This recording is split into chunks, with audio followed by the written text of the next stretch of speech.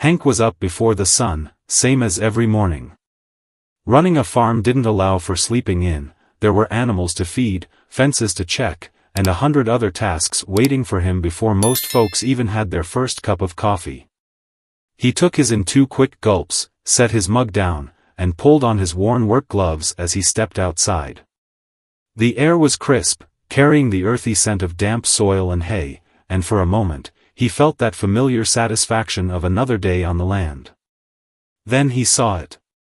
A cherry-red sedan, sleek and shiny like it had just rolled out of a dealership, sat parked directly in front of his barn doors. Not near them. Not slightly to the side. No, dead center, blocking his access entirely. The car stuck out like a sore thumb against the dust-covered landscape, absurdly out of place among the tractors, silos, and muddy boot prints. Hank exhaled through his nose, rubbing his jaw. This wasn't just careless, it was entitled. He didn't need to guess who it belonged to. Tom, his neighbor, had been renting out the small guest house on his property through Airbnb. Most of the time, the guests were quiet, respectful types looking for a break from the city. But every now and then, one of them would show up thinking they owned the place. This one? This was a first. Hank walked around the car, checking to see if someone had just stepped away for a second. Empty. Windows rolled up. He glanced toward Tom's house, shaking his head. Whoever owned this car was about to have a very unpleasant wake-up call. By the time Tom answered the knock, he already looked exhausted, like he knew exactly what was coming. He barely got the door open before sighing, rubbing his temples. "Let me guess," he said. "The car?"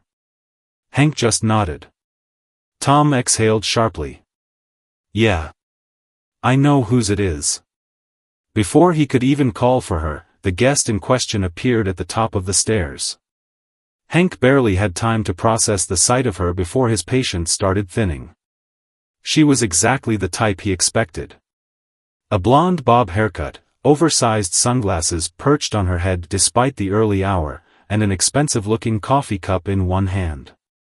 Her other hand was occupied with her phone, which she barely glanced up from as she took a slow, deliberate sip.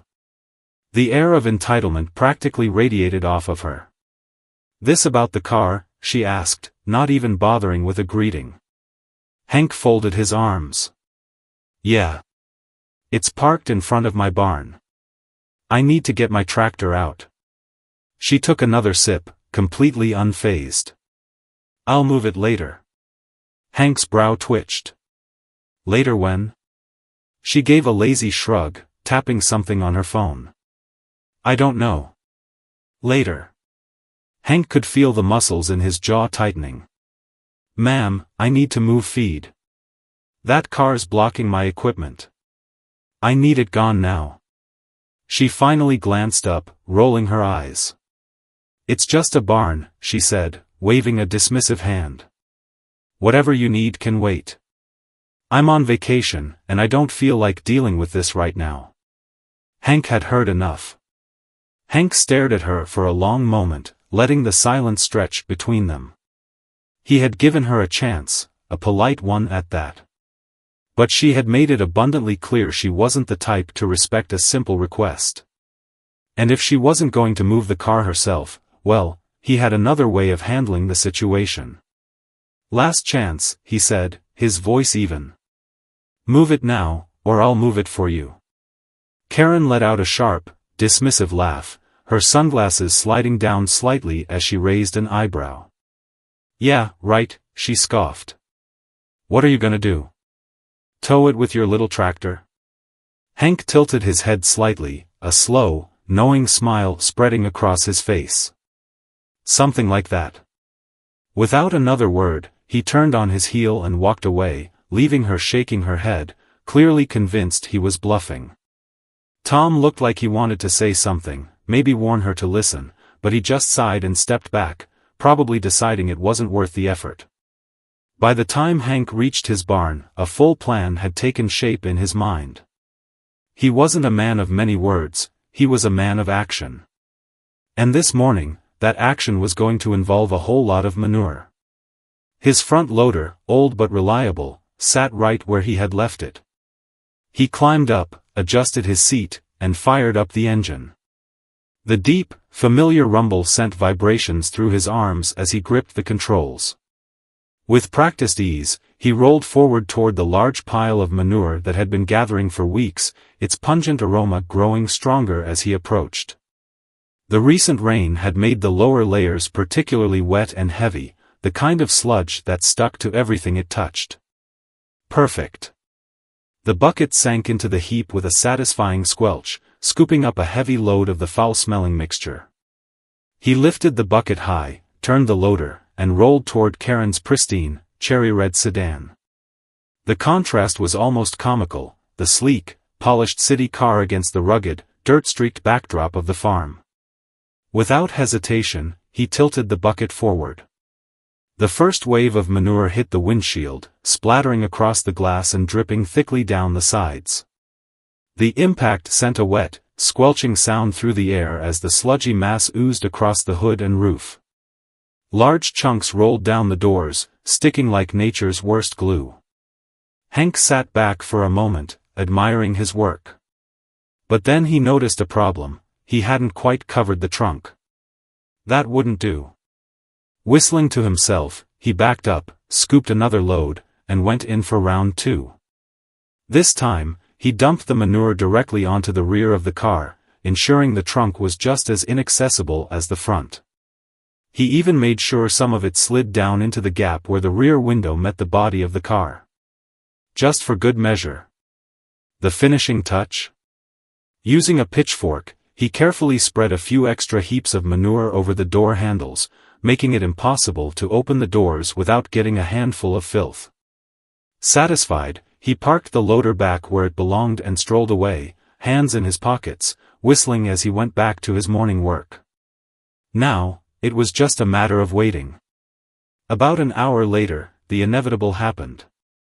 A piercing, rage-filled scream tore through the air, startling the nearby cows. Hank stepped out from the barn just in time to see Karen standing next to her car, frozen in pure horror.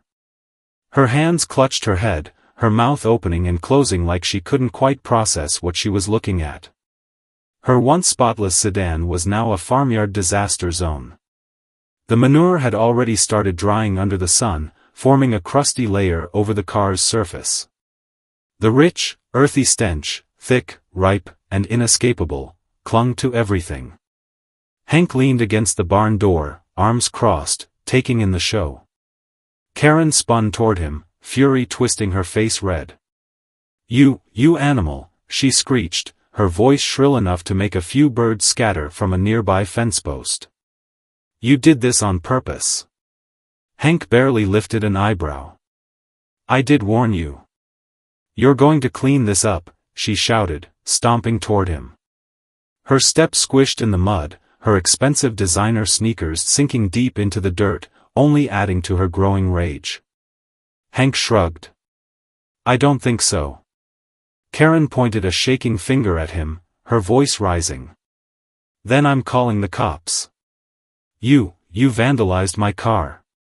Hank gestured lazily toward the side of the barn.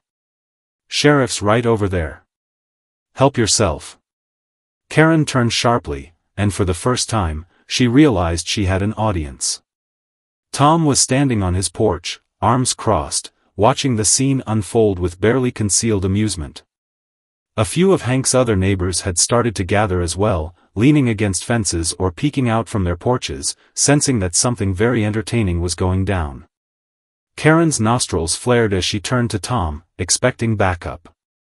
"Are you seriously going to let him get away with this?" she demanded. Tom, struggling to keep a straight face, gave her a sympathetic look. But the corner of his mouth twitched. "You did kinda park in front of his barn," he said, with a casual shrug. "Told you it wasn't a good idea." Karen let out a sound that was pure frustration, spinning back toward her car. Her face twisted in disgust as she hesitated before touching the door handle. She took a deep breath, bracing herself, then grabbed it. Her hands sank into the manure. The second she felt the sticky, warm, foul-smelling filth coating her fingers, she let out an inhuman shriek, stumbling backward and frantically wiping her hands on her overpriced leggings. The noise she made was somewhere between a gag and a sob. One of the neighbors muffled a laugh. Another coughed, trying and failing to hide their amusement. Karen was fuming now, her face splotchy and red, her breath coming in short, furious bursts. You are insane," she screamed, glaring at Hank. "I'm leaving, and I want a full refund for this disgusting experience." Tom, who had probably dealt with his fair share of entitled guests, merely shrugged. "Airbnb policy," he said. "No refunds for guest negligence." Karen's face twisted even further, like she had just sucked on a lemon. She had lost. But she wasn't done yet. With a furious glare at Hank, she yanked her phone out of her pocket. "If nobody here is going to do anything, fine," she hissed. "I'll handle this myself." And with that, she dialed the police. Sheriff Carter arrived faster than expected, his cruiser rolling up the dirt driveway, kicking up a cloud of dust as it came to a stop. Hank barely moved from where he leaned against the barn, arms still crossed, watching as Karen immediately rushed forward like a woman on a mission. Her face was red, a mixture of rage and indignation, her sunglasses now perched crookedly on top of her head, her once pristine outfit smeared with traces of manure. "Officer," she practically shrieked, pointing an accusatory finger at Hank. "I want him arrested right now. He vandalized my property. This was a deliberate act of destruction." Sheriff Carter, a man who had dealt with just about every kind of nonsense this town could throw at him, sighed and adjusted his belt before stepping out of the vehicle. He gave Hank a long look before shifting his gaze to the absolute disaster that was Karen's car. His lips twitched slightly, but he managed to keep a straight face. "What exactly happened here?" he asked in his usual calm drawl, though he already had a pretty good idea. Karen launched into an exaggerated tirade, spinning a wild story about how she had been attacked by an unstable farmer who had gone out of his way to destroy her car. She clutched her phone dramatically as if she had just survived a war zone. "I was just trying to enjoy my vacation, and this lunatic," she gestured wildly at Hank, "dumped actual animal waste all over my vehicle out of spite. I demand he be arrested for harassment and property destruction. This is an act of aggression, and I'm sure it's illegal." Sheriff Carter exhaled slowly, giving Hank a questioning look. "You got anything to say about that?" Hank simply shrugged. "I told her to move it. She didn't. I moved it for her." Karen let out a sound of pure outrage. "That's not an excuse. That's an admission of guilt." Sheriff Carter scratched the back of his neck, looking over at Tom, who was still standing on his porch, arms crossed. "Tom," he called, "you see any of this happen?" Tom nodded, barely hiding his amusement. "Saw the whole thing. Hank warned her fair and square. Told her to move it." She laughed at him. "So he did exactly what he said he'd do." The sheriff turned back to Karen. "Ma'am, I have to ask, where was your car parked?" Karen hesitated, eyes darting between the sheriff and the small crowd of onlookers. That's not the point. The point is..." "Ma'am," the sheriff interrupted, his patience already wearing thin, "was your car parked in front of his barn?" Karen clenched her jaw, shoulders stiff. "Yes, but..." "And did he ask you to move it?" She swallowed hard. "I mean, technically, yes." Sheriff Carter sighed. "So let me get this straight. You parked in front of a working barn, refused to move when asked, and now you're upset because the farmer had to find his own way to deal with the problem?" Karen looked around, clearly realizing that no one was on her side. Even some of the gathered neighbors were whispering among themselves, barely containing their laughter. "But he damaged my car," she argued, her voice growing more desperate. "He destroyed it. You should see the interior, it's completely ruined." Sheriff Carter stepped closer, inspecting the manure-covered vehicle, then turned back to Karen. "Ma'am, I don't see any actual damage here. Paint looks fine under all that mess. No broken windows. No dents. Doesn't seem like he did anything except give it a new coat." Karen's mouth opened, then shut. She looked positively livid. "This isn't fair. You're just letting him get away with this." Sheriff Carter shrugged. "Ain't much to get away with. No property damage, no crime. Just a classic case of actions meeting consequences." Karen let out an exasperated screech, spinning back toward her car, completely at a loss.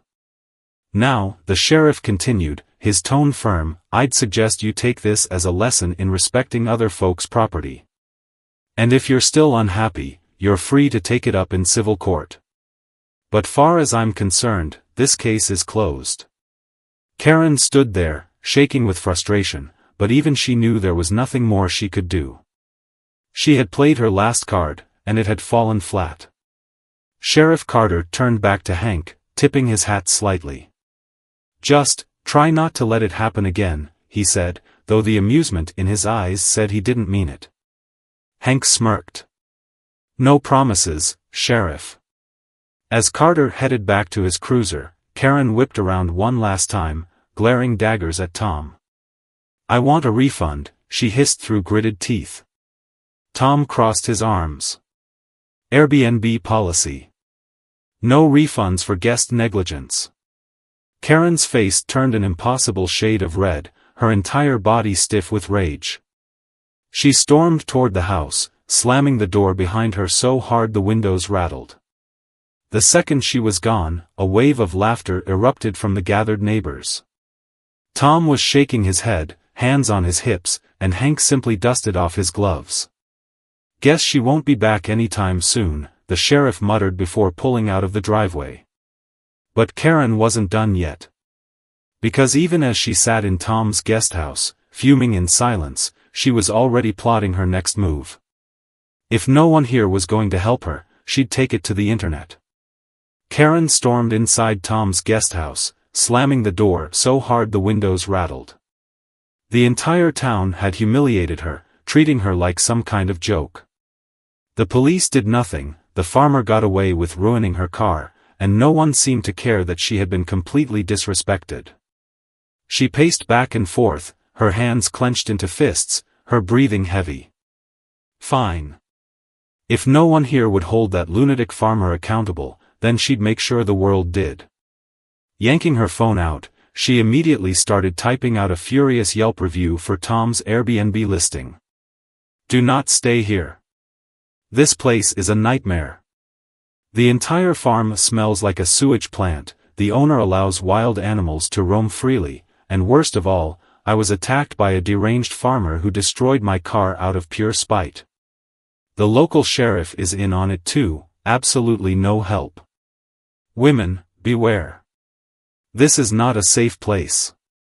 She hit post, satisfied that this would ruin Tom's business. Then, just for good measure, she tagged the local police department on social media, writing another dramatic post about how she had been threatened and harassed by a rural mob. But Karen had no idea what she had just done to herself. Within minutes, the responses started rolling in. The locals had found her post immediately, and instead of sympathy, they were roasting her alive in the comments. "Lady, you parked in front of a barn. What did you think was gonna happen? You mean you blocked a man's livelihood and then threw a tantrum when he made sure you learned your lesson? You deserved way worse. Attacked? Please." That farmer showed more patience than most of us would have. Karen watched in horror as her post got flooded with laughing reactions. Some of the townsfolk even uploaded pictures of her manure-covered car, turning her into a viral joke. "Looks like she got a fresh country-style paint job." She wanted to park in front of the barn, so the barn came to her. Her rage turned to panic. She had to get out of here.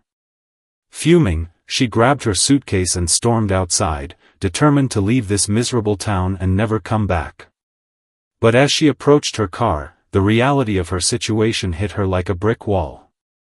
The manure had baked under the sun, forming a thick, crusty shell over the entire vehicle. The smell was unbearable, sinking into the fabric, the air vents, every crevice of her once spotless luxury sedan. Holding her breath, she yanked on the driver's side door, only to immediately gag and recoil. The manure had seeped into the handle's grooves, leaving a slimy, sticky mess on her fingers. Karen dry-heaved, stumbling back as she frantically wiped her hands on her already ruined leggings. She had no choice. She'd have to sit inside this mess and drive to the nearest car wash. She braced herself. Holding her breath, she flung the door open and jumped inside, slamming it shut behind her. And then, karma delivered the final blow. In her panic to leave, she didn't realize the worst part. The manure had seeped into the air vents. The moment she turned the key, the AC blasted on full power, and with it, a wave of hot, putrid, manure-scented air exploded into the cabin. Karen let out a blood-curdling scream. Gagging, she threw the door open and scrambled out, tripping over her own feet as she collapsed onto the dirt road, heaving and coughing. A few of the locals had been watching from a distance, and now, they were doubled over laughing. One of them, still chuckling, pulled out his phone and snapped a picture. When you mess with a farmer, nature fights back. Within hours, that photo went viral. By the time Karen finally managed to get back into her car, after dry-heaving on the roadside and suffering through the worst smell she had ever encountered, her entire reputation was already in flames. The locals were still chuckling, a few of them openly snapping pictures, and she knew without a doubt that this nightmare wasn't over. The moment she pulled out of the driveway, speeding toward what she hoped was the nearest car wash, her phone wouldn't stop buzzing. She expected messages of sympathy. Instead, she found herself being ridiculed on every platform. The picture of her manure-covered car had gone completely viral, spreading through local Facebook groups, Twitter, even TikTok. The captions were merciless. City girl gets a country makeover. Next time, read the "Do Not Block" signs. Hank should have charged her for the fertilizer. Karen couldn't believe it. She had meant to ruin Hank and Tom's reputations, but instead, she was the one being mocked by thousands of people. Furious, she rushed to Yelp, determined to destroy Tom's Airbnb listing. She typed out a scathing, rage-fueled review, painting herself as a helpless victim who had been ambushed by a hostile, primitive farming community. She described the farm as a health hazard, claimed Hank was a dangerous man, and even implied that staying there was a risk to women's safety. She hit post, fully expecting the comments to back her up. They did not. Within minutes, the review was being ripped apart by hundreds of strangers. "Ma'am, you parked in front of a barn. What did you think was gonna happen? Lemme get this straight, you were given multiple warnings, laughed in a farmer's face, and now you're mad you faced the consequences? I'd pay extra to stay at this Airbnb just for the entertainment." It got worse.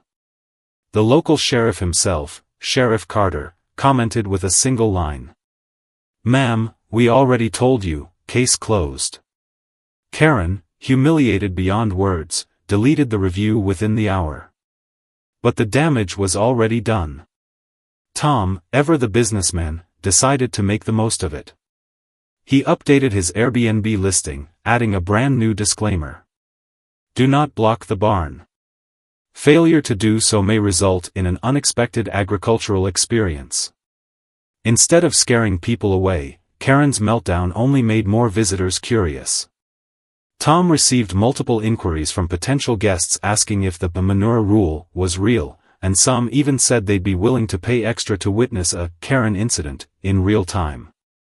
As for Hank, he went back to his normal life, tending his farm, feeding his animals, and enjoying the peace of not having his barn doors blocked. But every so often, when new guests arrived, he'd catch them giving him a knowing nod, a smirk, a respectful tip of the hat. The legend had spread. Karen never returned to the town, but her story lived on. Whenever someone new asked about the barn incident, the locals would grin, shake their heads, and tell the tale. Some folks learn lessons the hard way, and some, well, never learn at all. And so, that raises the question, have you ever faced an entitled HOA Karen who thought they ruled the world? Or maybe you've seen someone get their well-earned karma? Share your best stories below, let's see who had it worse.